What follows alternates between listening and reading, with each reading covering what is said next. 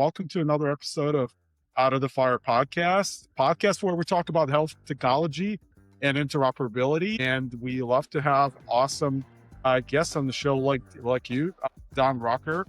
Welcome. And also we have an announcement that Benji Graham is now joining me on this podcast, so that I'm not trying to mingle my own words and try to act like I'm an expert in FHIR. Like, I am a true expert now in Benji. He's one of the only people in the country that can say he's a real expert because he has certifications to prove it. Why don't we do some quick introductions? Don, obviously, everyone probably knows who you are if you're in the health tech space over the last 10, 15 years, but why don't you, give a brief intro for our listeners? Yeah, well, thanks. And thanks for listening. So maybe sometimes the origin stories are fun here, and, which was now a while ago, sadly. So when I was a first year med student, I was frankly appalled at the waste that I saw. Just, and mind you, when you're first year med student, you're scared shitless, right? You have to talk with a patient, and you have to remember all of those questions you were supposed to ask in the history and the review of systems, and then all the physical exam and, touch the patient. It's a lot, when you're starting out. But in spite of all of that, in spite of having, the fresh white, first year medical student, baby lab coat, with all the crinkles from the box, and it was still obvious to me, just sitting, waiting to meet or talk with the patient, that the amount of waste on this med-surg nursing unit, just in the few minutes I was sitting there, was appalling. The lack of automation, the lack of any sort of consumer-facing activity. That was my first, my goodness, this needs to get fixed. Now, at that point, I'm 23, first year med student, something like that. And so then I got interested in decision making. I thought the guy named John Eisenberg, who eventually had ARC before his very tragic early death, and from glioblastoma. And so he was a first year faculty member. I was a third year med student at that point. And we're fiddling with decision making and drawing decision trees. And I thought, that's the answer. And then when I got to UCSD as a resident, I realized the actual problem was not lack of decision trees, it was lack of data. And essentially, we were running a paper record shop back then, as everybody was. And I decided, well, I'm going to try to fix this, right? Modesty not being one of my totally strong points. But I knew it was going to be quite the slog. And so I decided, well, I better learn computer science, which was not really geared to do, to be honest with you, at that point in the middle of residency. But was able to put together a program and was lucky enough to get into Stanford both for their MBA program, the standard, Masters of the Universe type of activity, and a brand new medical computer science program run by a guy named Ted Shortliff, who invented rule-based expert systems, as we talk about AI these days. And as part of that, I actually had to learn computer science. So I'm sitting in there as a 30-year-old with 18-year-olds trying to get a B average. I think I had to get a B average to B's get my get degrees, Don. What? B's get degrees. B's get degrees. For me, also funding. So both.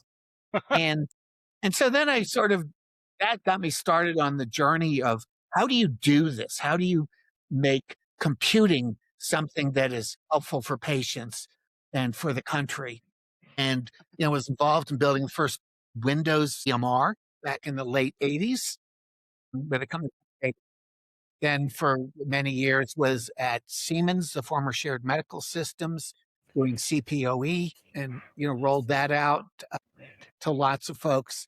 And so had lots of interactions with the system. And the whole time, I've also been a practicing physician at, doing, for the most part, inner city ER at Beth Israel for over a decade, at Penn for over a decade, at Ohio State Now I'm at Red Cross volunteer in the Army at Fort Belvoir. So I've sort of eaten the dog food as well as, fiddled with the making. So hopefully that gives people a little bit of background. Obviously, I was national coordinator, which is sort of mostly known. Just And now, casually on the yeah, side, you now were I'm the at a national coordinator for health IT. yeah, now I'm at a company called One Up Health, where we're basically implementing FHIR APIs at scale using modern data architectures on the payer side of things, which is pretty exciting. So, at any rate, that's a long, tortured background, but hopefully a couple things that people may know. Yeah, thanks for that, Don. Really, really interesting. I know you as former national coordinator and as the are you chief interoperability officer or chief standards officer there at One Up Health? Chief strategy officer. Strategy. That's yeah, but yeah, it's wonderful to have you on. I'm really excited to talk about pretty much everything. Yeah, Gene, sounds really good. So let's dive right into it. So, you sort of correctly or went into a little bit of detail about like the issues that you were able to see at the ground level as a medical doctor, as a clinician right there at the point of care. So let's talk about kind of the birth of sort of healthcare APIs and health tech in general, right? Give us kind of a feel for, what specifically about data was broken prior to the emergence of FHIR, and then do you feel like FHIR is kind of the final destination, or is this just another step upon the road to kind of resolving these issues? Yeah, no, I think FHIR is an essential. And we'll get to how it's essential, because maybe not in the way that folks think. I think, sadly, the real issue here that lets all of the slop and waste in healthcare go is the fact consumers don't control the spending. It's all done by third parties. That's the fundamental thing, right? In healthcare, we settle for stuff that we would never settle for in any other part of our lives. It's like if every car didn't work, if every flight crashed, if nothing we bought worked, right? We settle for stuff in healthcare because we have no control over it. And so the question of control is essential, because in a functioning consumer-driven economy, interoperability is demanded and provided, right? Your cell phone works, right? I mean, everywhere. I'm sitting here in the damn mountains of Park City. They're gorgeous. And for most of the mountains, in the middle of literally nowhere, the cell phone works, right? Just when you think about it, just amazing. And so what was the thing that broke the connection between patients and their medical care? Because the lack of interoperability starts there. And it was 1942 and something called the Stabilization Act. And this was an act employers, right? So 1942, I realize people don't learn history much anymore. I remember all the Jay Leno jaywalking things, when was World War II? 1971 or something, but anyway. As far back as the consciousness goes, right? Yeah. So the wartime employers in 1942, right? Pearl Harbor in December 7th, 41, they were trying to hire people. And, this is back when patriotism was a thing. So people were enlisting, Rosie the Riveter type of thing. And so they made healthcare, there was almost nothing to be had in healthcare. Kaiser had done it a little earlier at a couple of his job sites, made that pre-tax. So it was basically a perk that the wartime employers could offer to entice people. Now, mind you, healthcare in the 40s and 50s, there was almost nothing, right? For folks who are sort of clinicians. So in 1965, when Medicare started, which then instituted price controls, which was the second big disaster of care allocation. But when you think in 1965, what did you have? You had no CT scans. You had no MRI. You had the only endoscopies, the only x-rays you had were chest x-rays, IVP dye studies, and barium enemas. The only surgery, you had almost no cardiac surgery. They did do heart valves in that era. You know, they didn't even really know how heart attacks happened, to be perfectly honest. That wasn't discovered until a lot later, at least the brushstrokes of it. And, you know, you had essentially no knowledge of cancer. You couldn't diagnose cancer because you had CT scan. So, you know, the cancer was monstrous. Even basic things like high blood pressure control, there were essentially no medicines for that. You certainly didn't have statins. You didn't have any modern medicines. So there wasn't a lot to pay for. Basically, the things you paid for were appendectomies, maybe a couple other surgeries, patching a broken bone. You know, there was just very little to spend in this pre-tech era. I remember I was able to use HIPAA to get my brother's medical records. So in 1961, my parents allowed me, my brother's delivery bill this is New Jersey, was $150. Delivery baby boy. The bill was addressed to my dad. My mother wasn't mentioned on the bill. It was on a little piece of paper that I'm going to show, was just like 3-part burst carbon, the size of a 5x8 pad. They didn't even have a full piece of paper. It was typed out. It was very simple. In that era, interoperability, all of this stuff was sort of a nothing burger. I think once we got to computers, the possibility of computers, right? And so your audience probably knows, but the first computers in healthcare were really billing computers. So shared medical systems that was purchased by Siemens when I was there, or just after I joined. They actually, along with HBO, a couple other companies, built the first billing systems.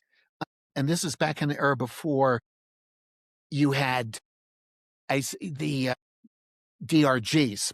So every item was itemized.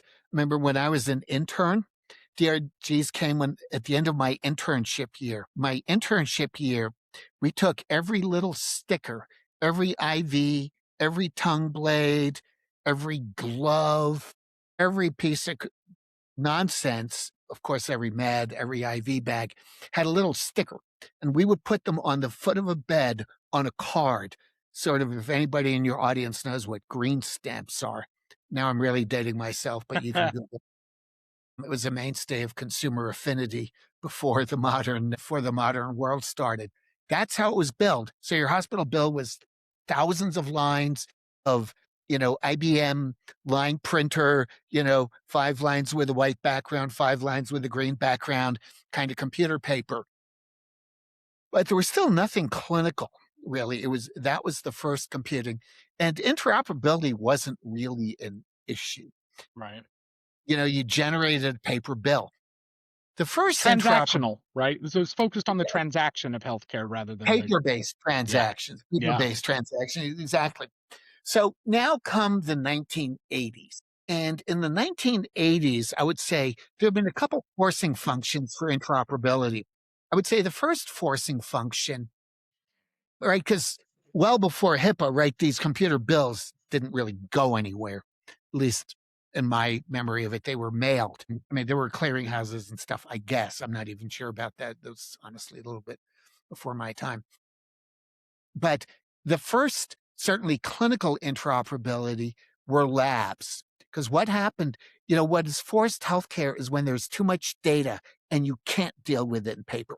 So when I was an intern and a resident and med student, labs were printed out or handwritten on little slivers of paper that were about 2 inches by 7 inches. And then they were glued shingle style into special pages of the paper chart, which had little glue strip shingle holders for each lab. So the lab section was like shingles on your roof, right? And they were color-coded. So there were chemistry labs, there were hematology labs, there were coagulation labs. Well, that got to be sort of comical, right?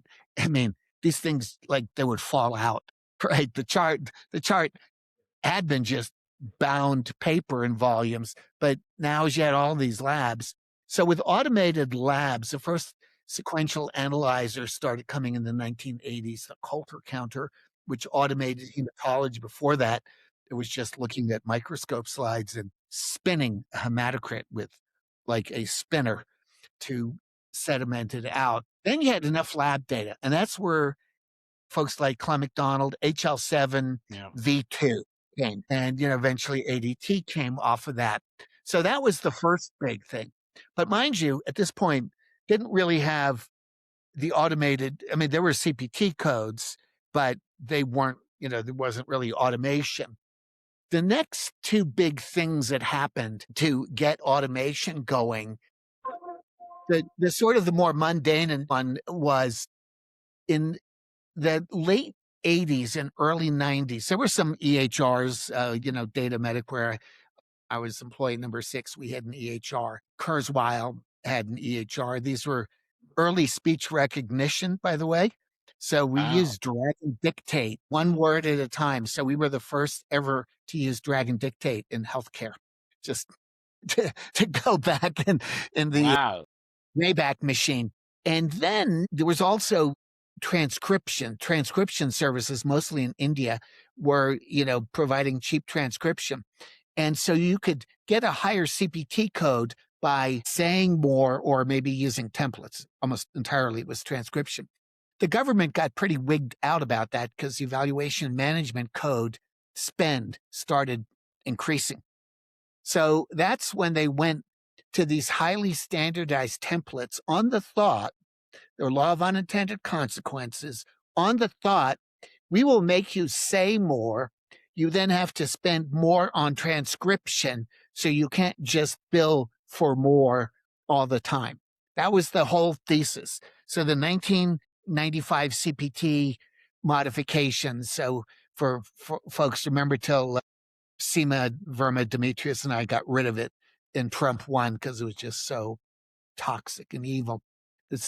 But what then happened is almost at the same time, smart people realized these EMRs can generate a template. So I don't even have to pay for transcription. I'm just going to cut and paste my note. And that was the actual forcing function for EHRs. It wasn't meaningful use. I think a lot of people, maybe younger folks say, it was meaningful use. Most practices had EMRs before meaningful use started. Mm-hmm. And, that was low. It was like a low percentage, right? It wasn't anywhere close to, meaningful use. I think it was rapidly increasing. Yeah. It was hitting the majority, well, certainly of hospitals and actually the majority of office practices before meaningful use ever started. That proper. You had, because the payers then would pay less for these, less documented CPT codes. So you actually had, CPT code warfare. And so that was one big thing that caused computers and, raised the issue of interoperability. Didn't solve it, but raised it. The thing that at that same time that was a forcing function, sort of the 1990s version of HL7V2, was actually the onset of CAT scanner, of modern CT scanners, which at that point, again, Moore's Law, computer science, were called helical scanners for folks who remember. And the problem, these scanners, which were awesome, they just changed the practice of medicine. In 1992, if you were an ER doc, as I was, if you had somebody with abdominal pain, you would get a surgical consult. By 1995, and usually this happened within a year at any given site, by 1995, no surgeon in the country would see a patient for abdominal pain unless you had a CT scan. I mean, it was unbelievably fast. And with the CT scans and the speed and the accuracy, and they got fast enough that you could actually gate out abdominal motion and discover appendicitis, aortic aneurysms, all kinds of stuff. Wow. Ectopic pregnancies, things. The intra-op play here was before, so 92, let's say, when you got any kind of image, you would have silver film. So, but you've probably seen this in some old TV show or movie. Mhm. So you have the sheet of, I think it was 12 by 18 silver film, and would be hung on these Light board. view Yeah. boards called, light board alternators, right? And so the techs would take the developed film, you had to develop it, and they would hang it on these things that had little clips. And as a non-radiologist, you always knew who was a real radiologist, because the real radiologists were so good. They could throw this film at the clips on the alternator from like 6 inches away, and the little clips would grab the film. And it was like a real art of motor skill. So if you couldn't do that, by definition, you weren't a real radiologist. Well, the problem was each scan started generating 40 of these things. So the radiologist couldn't get efficient, because instead of having all of their, afternoons or mornings work, row after row, it was just one single patient CT scan. And that's when PAC, so Picture Archiving Communication Storage, came in. And that forced all of radiology to become digital. And because, unlike the rest of healthcare, in radiology, when radiologists purchase supplies, they act as a true market-bearing consumer. So the imaging box vendors, so i.e. GE, Siemens, and Philips, they wanted to sell the radiologist proprietary non-interoperable systems. I can assure you, I was there. And the radiologist said, no. Yeah. If you guys don't do standards, we're not buying. DICOM, extremely powerful, extremely robust, and standard quality enforced by a market. So the polar opposite of all the crap we do today with, stuff like TEFCA, right? This was market enforced. If you lost parts of the image, right, of the CT scan, or tried to get somebody locked into some proprietary vendor thing, hell to pay. The manufacturers of the scanners, the CT, the MR, and eventually all of imaging, they were scared. So they did interoperability, true interoperability, no questions asked interoperability. Your thing worked just the same way now. Cell phones, you can call any number in the world. So let's go back to the years that you were leading ONC, John, and you were probably there in the most consequential time for health IT. What do you look back on and you say, I'm really proud of this as the big thing? And then what is one thing that maybe you wish you did different? Yeah. So there's just one more step between that and the history. So if you notice in that whole history, and this is what we addressed at ONC, there was no real clinical interoperability, right? I mean, labs, imaging with HIPAA, payment, but the actual node, the care of the patient, that was missing. It was like the big black hole in interoperability. HL7 tried with HL7v3, which was, an object-oriented disaster. Not that object-oriented programming is bad. I think it's actually quite elegant, but what they did was too complicated. The remnants of that, the ashes, were CCD, CCDA, so XML documents, which, we still use. And then Graham Grieve came up with FHIR, and you've probably had multiple podcasts on that history, so I won't belabor that. The prior administration, so the Obama administration, which was the main administration for the early days of ONC, though it was started by George Bush and David Brailer. But the big money came with the High-Tech Act, and that was basically meaningful use. We're going to subsidize just have an EHR. And so then David Blumenthal, we don't, we got to require something if we're giving you all of this money, quote unquote. So then they came up with meaningful use, which, let's leave it ill-conceived. I could go on to it for hours, but we don't have that. So, and people sort of knew. So 2016, cell phones were a real thing, right? So we were a number of years in. We had apps on cell phones, right? And cell phone apps were like a real thing. And so then Congress, in one of these interregnums when the parties talked to each other, which was between President Obama was still the president, Trump had gotten elected. So was, the sort of the famous lame duck.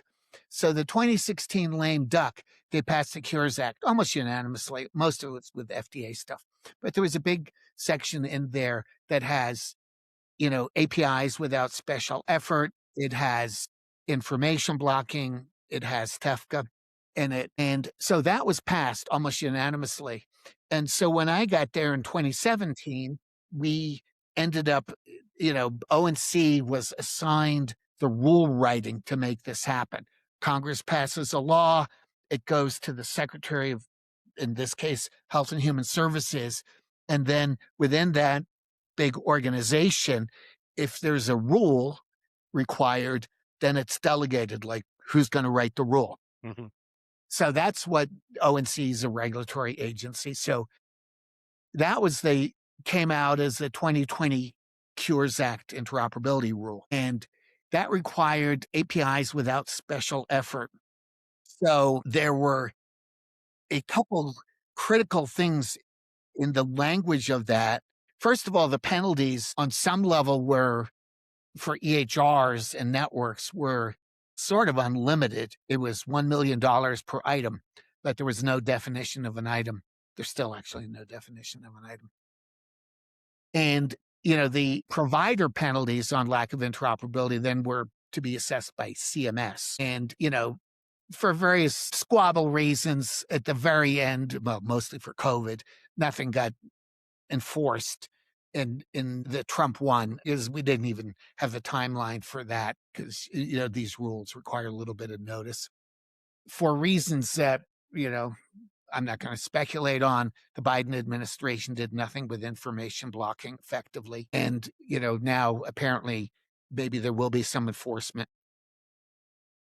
So that was that. But the key thing was that the APIs had to be without special effort. That is the killer phrase, because it meant you had to do standards-based APIs.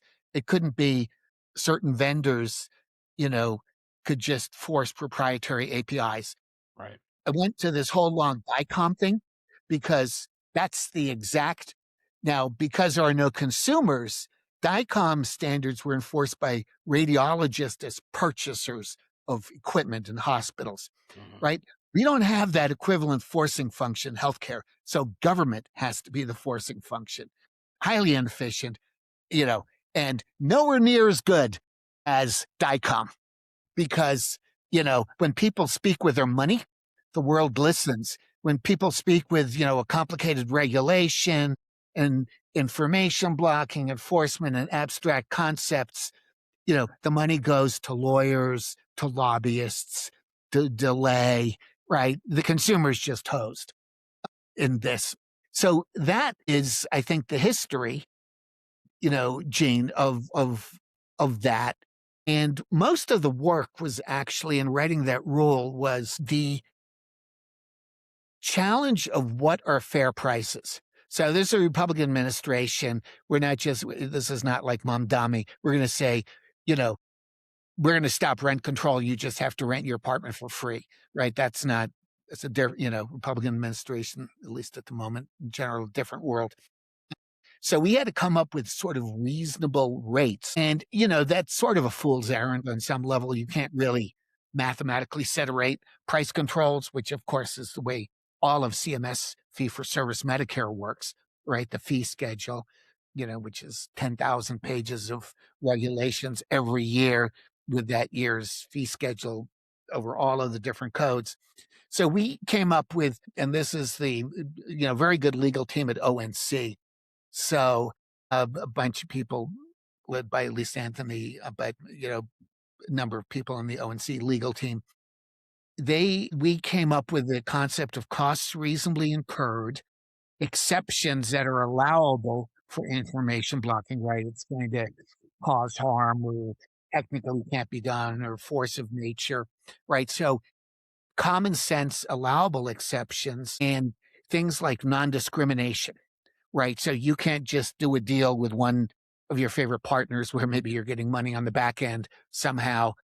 So we put in a lot of enforcement things. That was most of the rule writing in the Cures Act, just as a work product. I know these rules go on forever and ever for all kinds of reasons.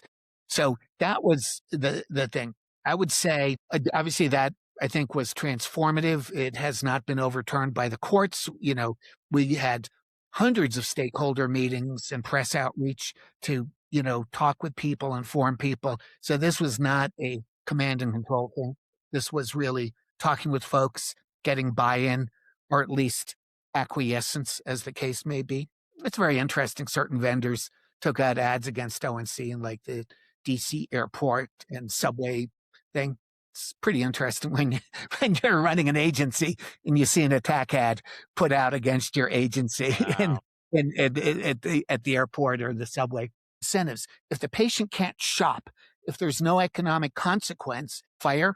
This was something Ken Mandel, Dan Gottlieb, and Josh Mandel came up with technically at Boston Children's. We were able to put that in. And talking with Ken about when Ken told me that the original FHIR APIs only returned one record at a time, I was flabbergasted.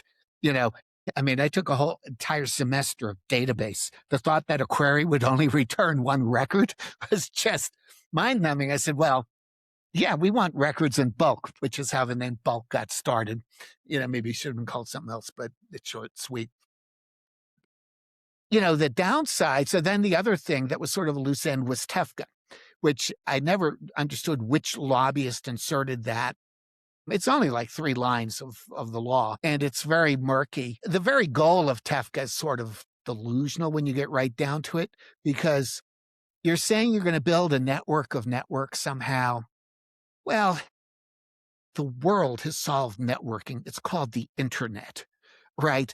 If you think that ONC is going to invent a materially better version of the internet, right, which is really what this claims or purports to do, you're just delusional.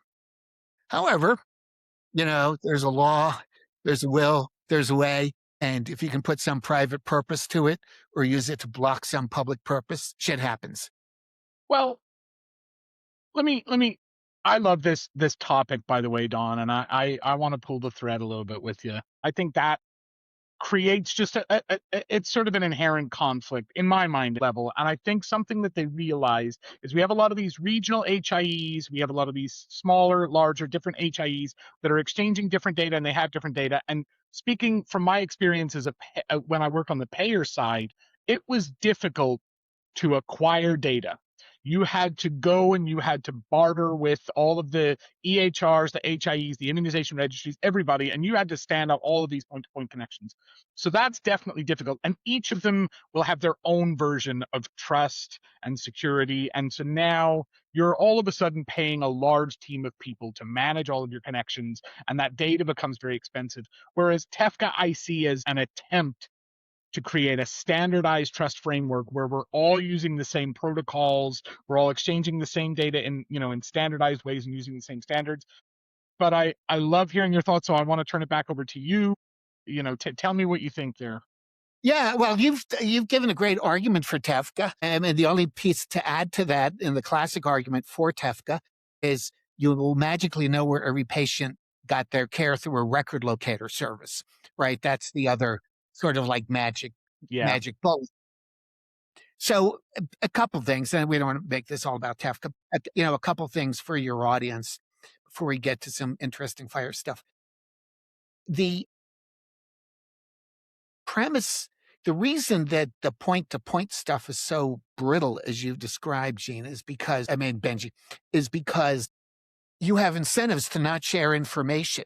The dominant incentive for a big bulked up provider network, which most of them are, right? They've all merged every week. Somebody merges with somebody, and then they use an EMR that has great interoperability within the enterprise and near zero outside, or just painful and cumbersome, right? Try going to your big dominant academic or non-academic delivery system and asking the doctor to place a digital order outside of that delivery system, your head will flatten as you hit the wall, right? They're designed to prevent interoperability. Their very essence, their very economic reason is to prevent interoperability.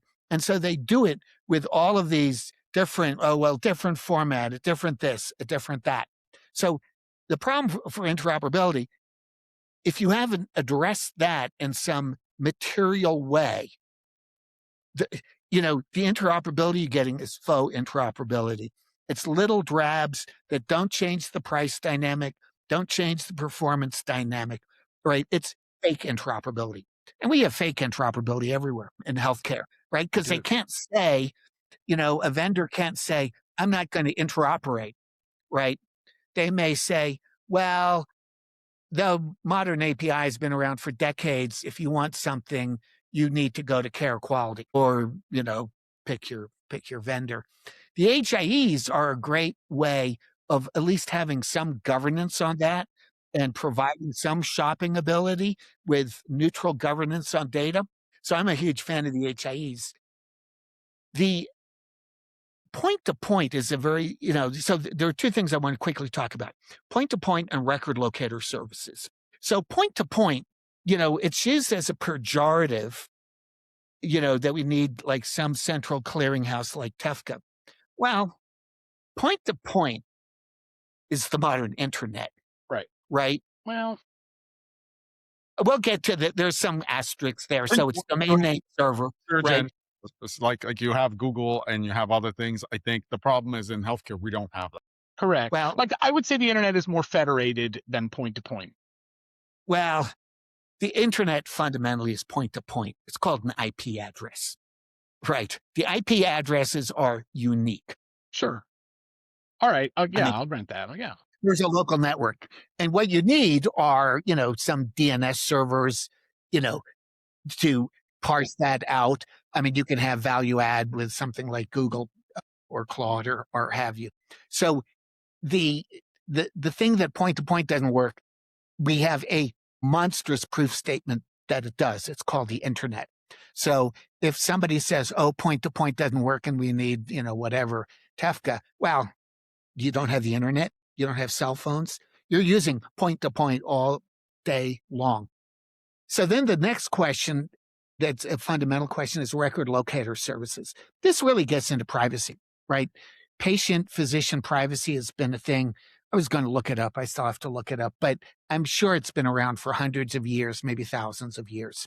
I don't know, but it's certainly been around the entire time of modernity, when there was, care to be had that wasn't just nonsense, right?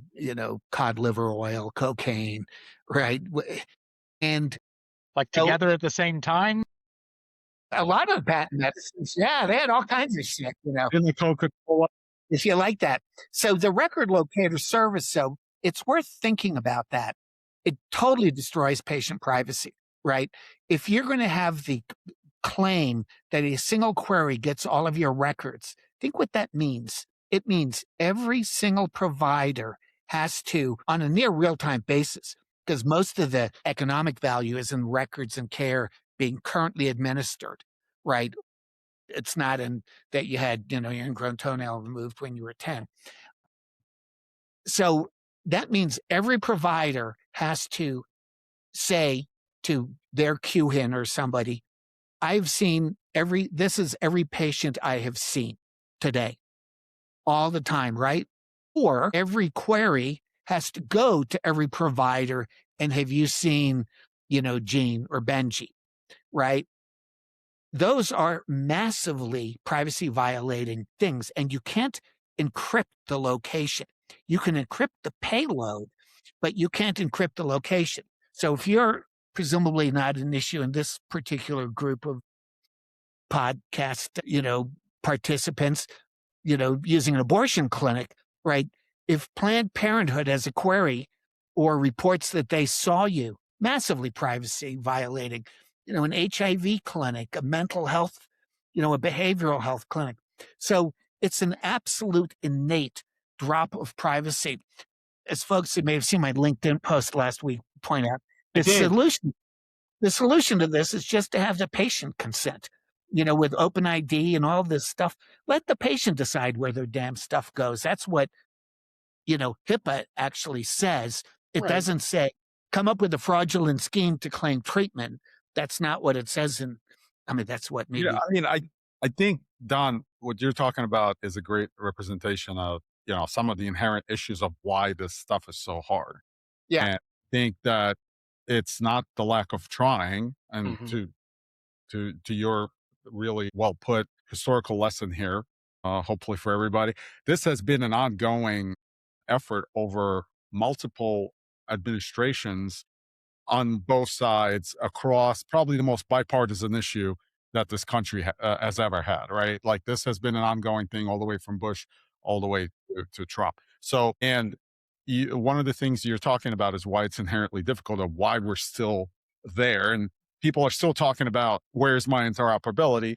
And well, because you're not solving the interoperability is not inherently a technical problem, nor is it a problem with regulations. It is actually a problem of incentives for the patients, providers, and payers, essentially. Yeah. Would you agree with that statement? Yeah, the only way you're going to solve this, right? I saw ONC just put out some contracts for auditing of, treatment purposes. Look, security has been solved in the rest of the internet. It's called zero trust, right? This is what this, speed of trust and trust networks. It's a phooey type of thing, right? We know how to do trust. It's called zero trust. You don't trust anybody. And then people with a right to data give you a public key permission to it, right? And then if you did that with specific public key permissions, then you would sort of be like where HIPAA is today, and you could hold people accountable on things. And ideally, it would be the patient. But the whole concept of trust networks is such a goof of human nature, right? It has nothing to do with healthcare, right? It has zero to do with healthcare. It's about zero trust. It's about zero trust networks. This is a fundamental security thing. It has literally nothing to do with healthcare. It's about human nature and honor and honesty and all that kind of stuff. So trying to do a trust network is sort of fool's gold. No matter how many audits you have, right? Because just one person penetrating, right? Are you really going to trust Putin no matter what he attests to? Right? No. Trust networks are. He might be one of our viewers, Don. So let's. Yeah, No, I'm yeah. just Well, kidding. they killed many of my relatives back in the old country. So Yeah, and I don't think. I don't want to. I don't think I want him listening to this podcast because I Okay. have pro Ukraine. yeah. Hopefully he's busier with other stuff. So the final thing I wanted to say is sort of FHIR. So, and interoperability, what will happen? I think what's going to happen, again, some of this is hope, is the new generations of consumers are going to demand digital care, not because they can shop for it, because we'll probably still have enough rules to prevent them from shopping for it, but just from a consumer satisfaction point of view, right? As the incentive to to move their care. And they're going to demand modern RESTful APIs to move their data. And they don't even want to know what it is, right? How many, I saw, for example, ONC had, 1 billion Kafka transactions.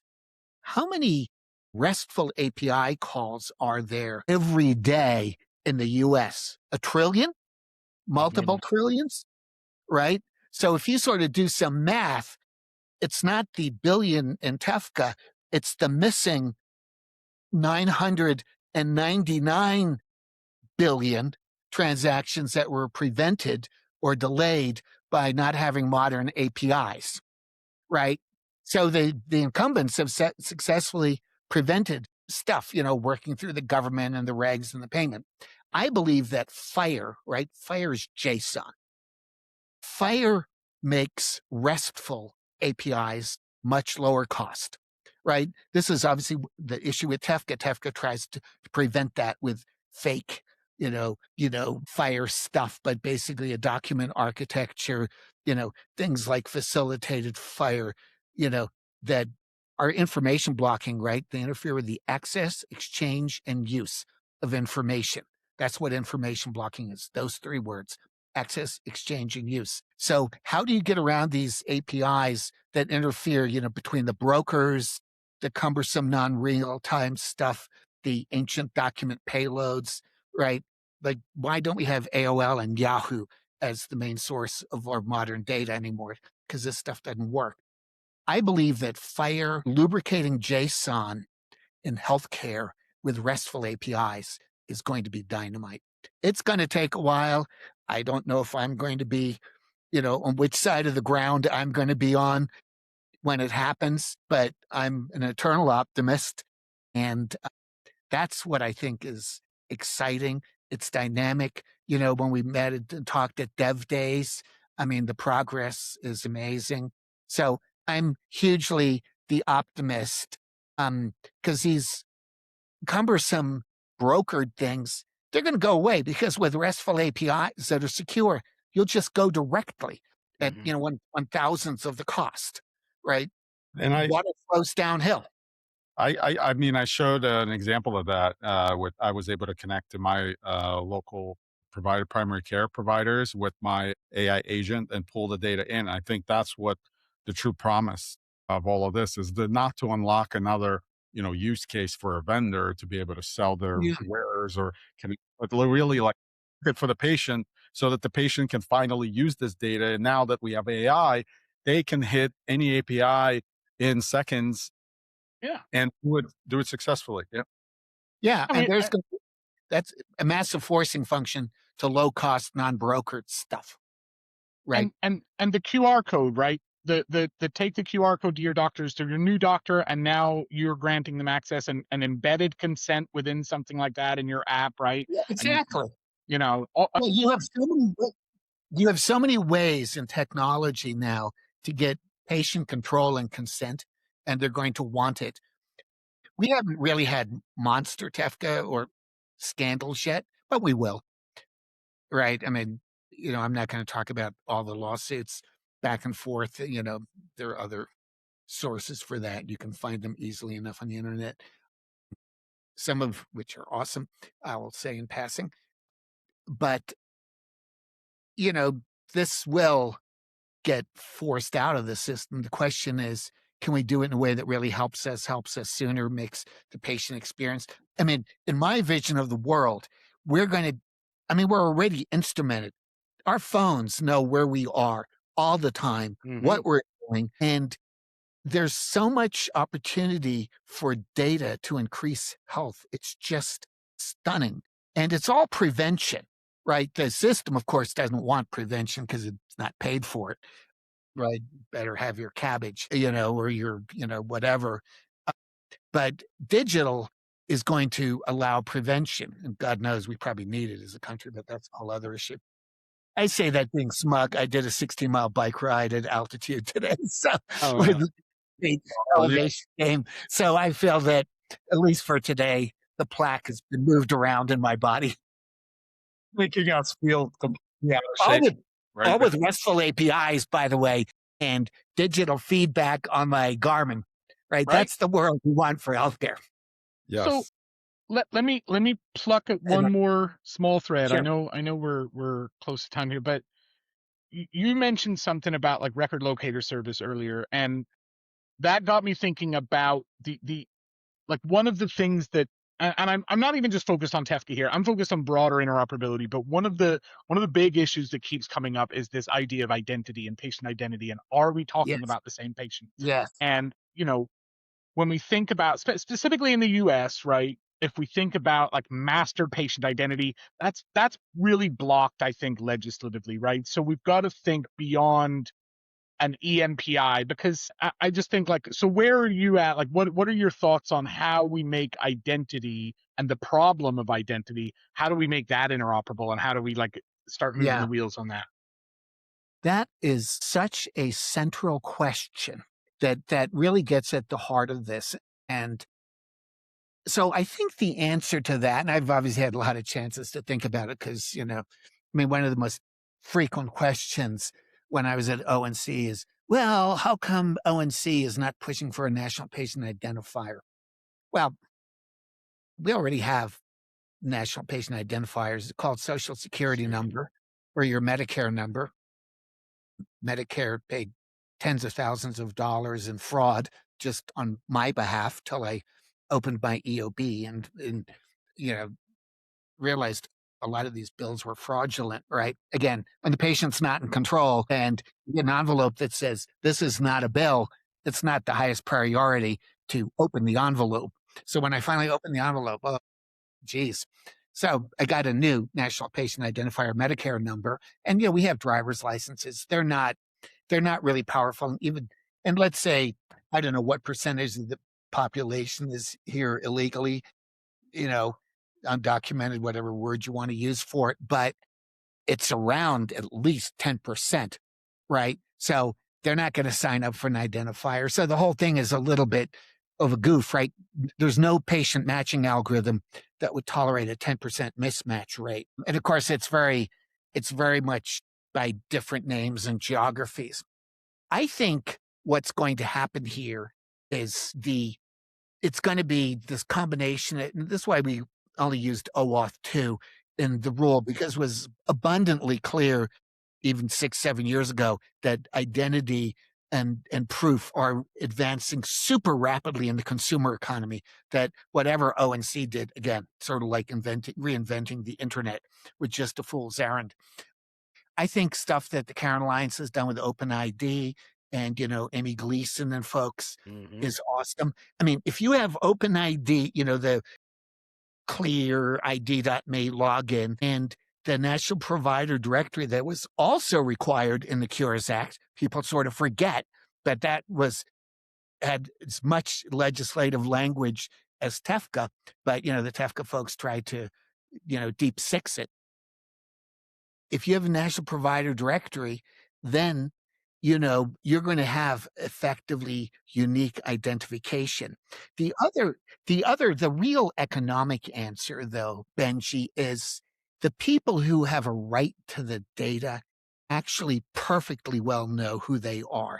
The people with a right to a data don't really have patient matching problems. Now, look, I'm an ER doc. I know there's people coming into the ER in coma. I know that. And you can even have break the glass. I mean, you can deal with that in various ways. That's not the reason to bollocks up the whole country's healthcare system for the number of those patients, since all of that is pretty much formulaic anyway. The people who have a right to the identity know uniquely who the other parties are. So those three parties are the patient, the payer, and the provider, right? And they uniquely know, because look at it, the provider isn't going to see you unless they've done, again, modulo, you're coming in coma and EMTALA or something. But if you make an appointment, while you're on the phone making your appointment, they're running a 270, 271 eligibility check. They are not going to put you on the calendar if they don't think you're insured, or, they're going to ask for some workaround. The morning of the appointment or the night before, they're going to check again. Is Benji still insured, or did he slack off? Right? So the provider knows exactly who you are and exactly who the payer is. The payer knows who they've insured, right? I mean, they're not just randomly sending checks because somebody got care somewhere. They know 100% with no matching problems whom they've insured. And I tell you, I have never gotten an accidental check from a payer for any medical care that I provided as a doc. So I'm pretty sure, the payers know exactly who the providers are, and vice versa, right? Because, they wouldn't have the provider wouldn't have registered you. Right. So when you look at that triangle, right, each of the three legs of that triangle have perfect identity, right? So the people who have a right to the data under HIPAA, and morally, frankly, more important than HIPAA, don't have an identity matching problem. If you're some law firm scavenging for patients for some class action lawsuit, you have an identity problem. if you're trying to set up some kind of, scammy case management thing and defraud Medicare, you have an identity matching problem, right? For your autism center or for your, end of life program, you have an identity matching problem. You don't really have a lot of identity matching problems if you have a right to the data. So that, I think, is the heart of it. And of course, what that also means, to get back to the single point of query is you have hard IP addresses or cell phone numbers. So you know who these people are. And with a little juice from a provider directory, you have true interoperability. And you'll have the past history, or you can get it. So that's, I think, the way this should be addressed and will likely be addressed.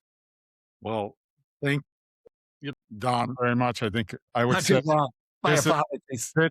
This was great. Wonderful. we didn't even scratch the surface, probably. Yeah. So we're going to go ahead and invite you back, Don, for part 2, where we go real deep on things we haven't even talked about. Quality measurement. Yeah. AI. We didn't touch on AI. Yeah, AI, and working as an ER physician for There many you go, years. yeah. All Wanna the hear that. interesting stories you could probably tell. So anyway, Benji, any last words here?